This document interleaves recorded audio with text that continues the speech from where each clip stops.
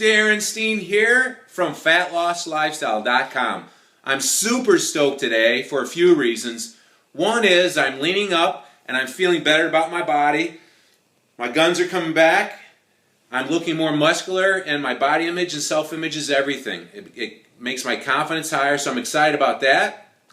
And I'm also excited. I did an hour call with one of my online nutrition clients, Paula. She's 46 years young, and she told me she had the best day of her life yesterday at the age of 46. I coached her nutritionally and exercise through her first competition. It was a figure competition, and she was so emotional. She placed third out of 5 people. She beat 2 people. She almost got second, but more importantly than that, she improved her body image and self-image. She broke through fear. She did something she never thought she could do, and as she says, she feels like she's walking around with a horseshoe up her ass because she's making the money, she's got the body she's always wanted, she's got the self-image she's always wanted, she's got the relationship she's always wanted, and she never thought she was going to have it. And she pushed through. It wasn't easy. I'd love to tell you more about her story later, but it was so energizing to talk to this young lady who feels like her future is very bright.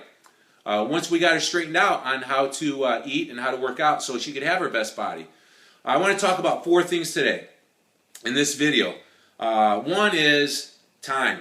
The number one excuse I always get from everybody who wants a better body, lifestyle, and life and can't get it yet is I don't have enough time. Number 2 is that exercise doesn't work. Exercise and eating healthy doesn't work. I've plateaued. I've tried everything. Number 2, no, you haven't tried everything.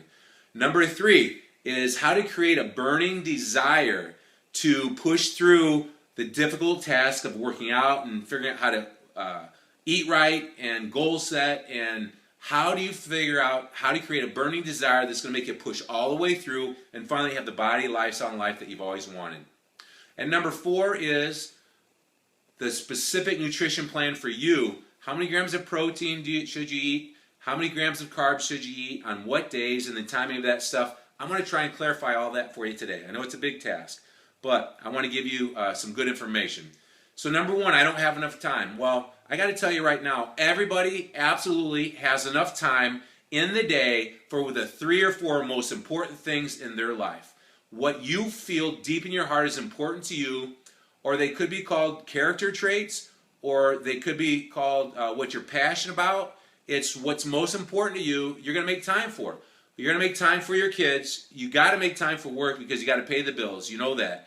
So your family and your work gets first priority. But after that, there's 1 or 2 things, that's it, that you'll make time for if you deep in your gut know that it's important to you. And you know what pisses me off is AC Nielsen, a very reputable ranking system, says the average amount of time the average American watches TV per day is 4.5 hours a day. I don't cuss a lot because I don't like to use it as shock factor. I'm a little old-fashioned, but holy shit! You know what? It's garbage. They're marketing stuff down your throat.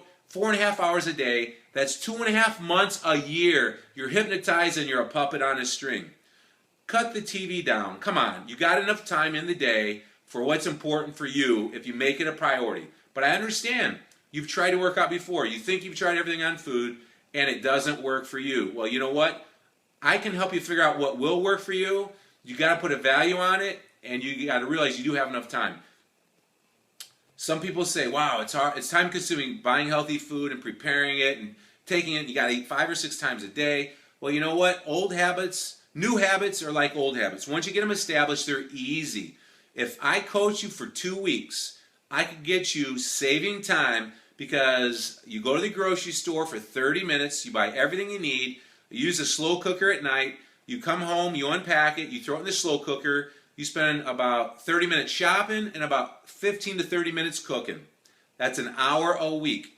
And then you just put it in the fridge, you pull off of it throughout the week, you spend 5 minutes in the morning packing it in your containers, put it in a lunch pail, and you take it to work with you. You got to bring your food with you. It's so time efficient.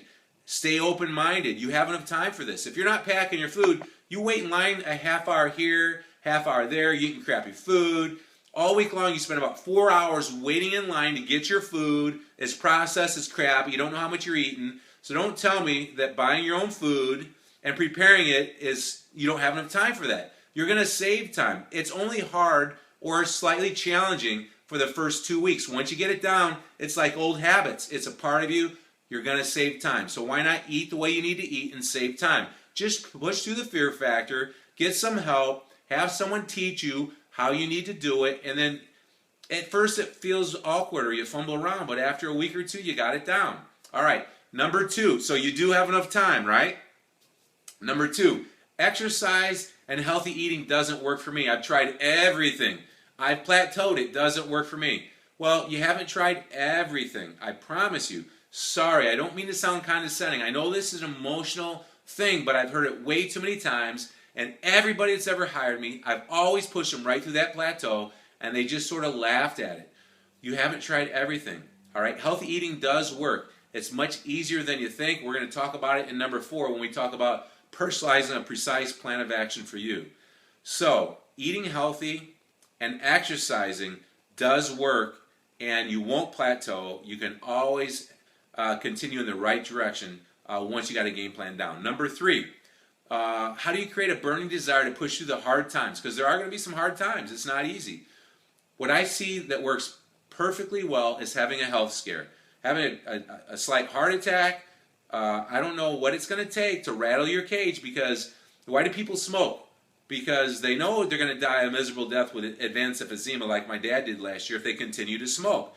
But it's too far down the road. I'm going to quit someday. I'm going to smoke now, and you know what? I got plenty of time. Well, years turn into decades, and before you know it, you're on your deathbed, and you can't breathe, and it's a miserable death. And I had the luxury of being with my dad the last year of his life until his very last breath. The last 5 years was a bitch, folks. My mom and dad quit smoking on one day about 18 to 20 years before that. It was a little too late for my dad. Thank goodness my mom quit in time for her lungs to repair back. But guess what? Why could they quit in one day? Because they made their mind up. My dad had a health scare. So whether you need a health scare or you need to create a burning desire with a precise goal and a precise strategy, whether getting on stage like Paula in your birthday suit is scary as hell. So that was what worked for her. That's what works for me. Maybe for a guy's betting $100 with a buddy that you're going to drop most inches off the waistline. Make a bet. Create a burning desire somehow, some way. Get my commitment sheet. Draw it up. Like the average person would use the goal-setting template. John, I'm so excited about creating a new healthy lifestyle program that Darren and I have worked on together. And on July 15th, 6 weeks in the future, when I test my waistline and retake my pictures, I will have lost 4 inches of fat off my stomach. I will have gained a half inch on each arm. I will have gained a half of an inch of size on each thigh, so that I can get off blood pressure medication, so I can build my body image and self-image up, so I can get a girlfriend that I deserve, so I can start my own business, so I can stand in front of people and speak and feel confident with my chin up and portray a positive energy. So maybe you don't need a health scare. Maybe you don't need to make a bet with a friend. You don't have to stand on a fitness stage in your underwear if you don't want to, but those work. At least get a goal-setting template. Put in an emotional reason why you need to hit your goal. Check in every week so you know if you made progress or not. If you don't make progress, adjust your nutrition exercise a little bit so you do make progress, a quarter to a half inch of fat off your stomach each week. In 6 weeks, that's 3.5 inches of fat off your stomach. That's what one of my average clients, online clients, gets through the Fat Loss Lifestyle Program. And you can do it too. So hopefully, you can create a burning desire with one of those 4 ideas. Now lastly, nutrition. How do we personalize a plan for you? Well, it's different for everybody.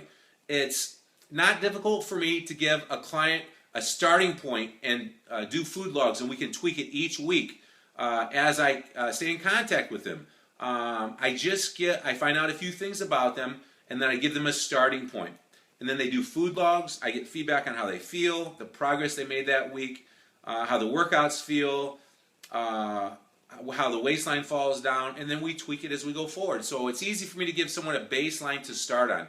So someone who says eating healthy doesn't work. Well, I'm going to eat paleo. I'm going to, eat like a vegetarian. I'm just going to eat like a caveman.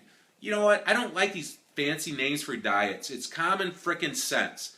You know what? I sort of like the paleo. I don't even know what the paleo is because I've never really went to their site, but yeah, you got to eat protein. You got to eat healthy as you can. Don't buy highly processed cheap crap from the grocery store unless that's all you can afford. Buy locally stuff that rots. Eat vegetables with your protein. And then you got to throw in some starchy carbs if you want to build muscle through weight training exercises. I don't care what anybody says. You can't eat vegetables and protein and gain muscle and lose fat. You can't do it. The longevists will argue with me that it creates inflammation. But you know what? If you're walking around like a stick and you don't have any muscle, what good is your life if you don't have any strength, physical strength and mental strength? So I do like the paleo idea intertwined with eating starchy carbs around your workouts. So let's go an average size guy that's active and working out. I'm assuming most people who follow me are wanting to or going to or have in the past worked out with weights and done some cardio. So you're somewhat active. So let's say an average size guy, 175 pounds, a little bit out of shape, a belly that needs to lose 6 inches of fat on, that's working out. That's an average male that comes to me for help. That's an average person. So every time you need to eat smaller meals more often, you need to eat whole food sources of protein, chicken, red meat, tuna, fish, powdered protein, eggs, and you need to eat about 30 to 35 grams of protein in each meal. Eventually, you need to eat every 3.5 hours. Don't go from eating 2 meals a day to 6 meals a day, but if you want to reach your peak, you're going to feel a higher hunger level, and you're going to eat every 3 hours, and you're going to eat eventually 6 times a day. 30 to 35 grams of protein in each meal. It's not hard to figure out how much 35 grams of protein is. Do a little work. Google it. An average sized chicken breast is 35 grams of protein. 8 ounces of fish is 35 grams of protein. It's easy to figure out how much 35 grams of powdered protein is. 11 medium-sized egg whites is 11 grams of protein. Keep a couple egg yolks in. You need some yolk. You need some fat. It's good for you. It's not going to raise your body's cholesterol level more than likely. So 3 egg whites, 1 yolk is about 15 grams of fat. 15 grams of protein. So do that twice and you got 30 grams of protein. So that'd be 6 egg whites, 2 yolks. All right, carbs. Try to eat a vegetable with a veggie type carb with every protein source to have the fiber clean your system out. They're empty carbs. You don't count those as carbs for the most part. I like apples as a as a veggie because it's fiber. It's absorbed really slow. Yes, it's got some fruit sugar, but consider it a veggie for these purposes. All right, pretty much a free food as long as you don't eat 5 apples a day. So a chicken breast and an apple would be okay. Now, it depends on how fast your metabolism is raising. Starchy carbs. Starchy carbs are the fuel, the gasoline for your engine, your muscles. Your muscles can't rev up and work out and recover if you don't have gasoline in the tank. Starchy carbs get turned into glucose. The glucose is used for the workouts and to recover from the workouts. So, on days, you should get 3 different days of your week. Days you work out super intense with big body parts, legs and back and maybe chest. Other days that you work out that's not as intense, smaller body parts, arms, shoulders. And then you got a day that you don't work out at all. So, for this average size guy, 175, how many grams of starchy carbs? Let's pick your metabolism is medium to slow right now. Let's go 200 grams of starchy carbs, not the first meal of the day, not any carbs in the first